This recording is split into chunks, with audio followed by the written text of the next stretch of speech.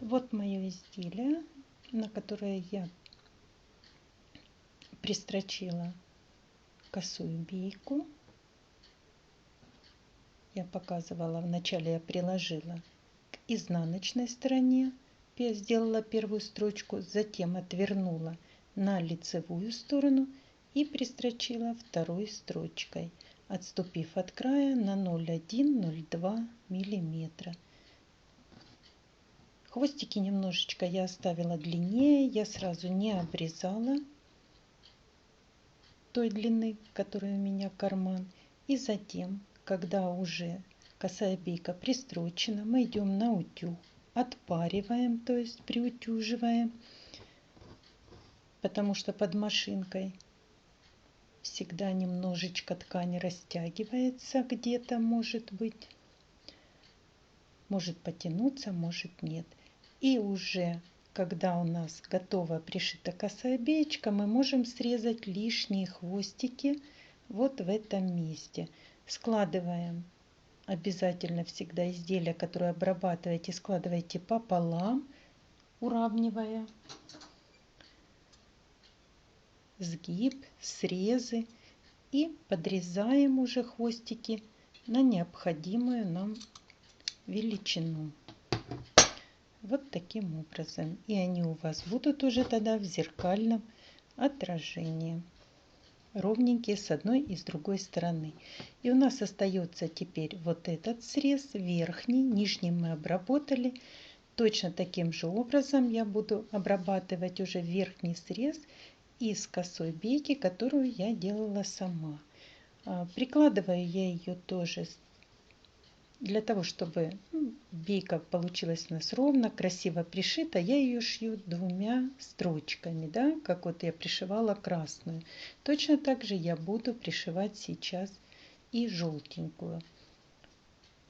У кого опыт, скажем так, кто уже более опытные мастерицы, есть девочки, конечно, которые, вкладывая срез до сгиба, вот до центра косой беечки вовнутрь, могут прострочить одной строчкой.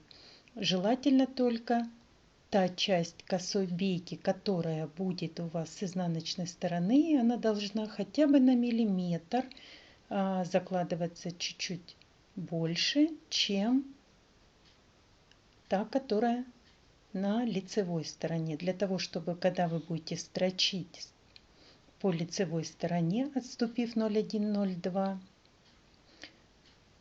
строчка, которая идет по лицевой стороне, захватила сразу ткань, которая находится на изнаночной стороне.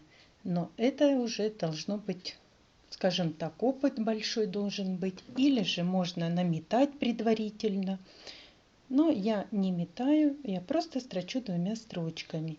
И желтую косую бейку я тоже буду прикладывать с изнаночной стороны. Слегка выпускаю хвостик косой бейки. Я его подровняла, чтобы он не был уголочком. Я сейчас просто приколю булавочками, покажу. То есть тоже с изнаночной стороны.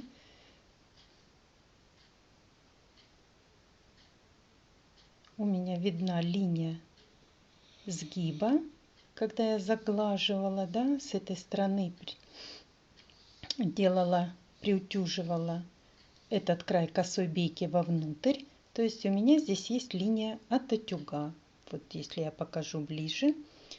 И именно по этой линии я буду прокладывать строчку. Вот так, как я сейчас прокалываю булавочками, уравнивая срезы косой бейки и изделия, к которому я буду пришивать косую бейку.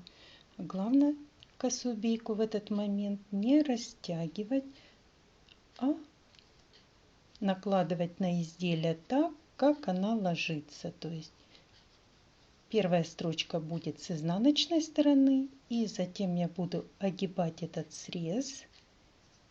И вторая строчка будет по лицу, по лицевой стороне, да?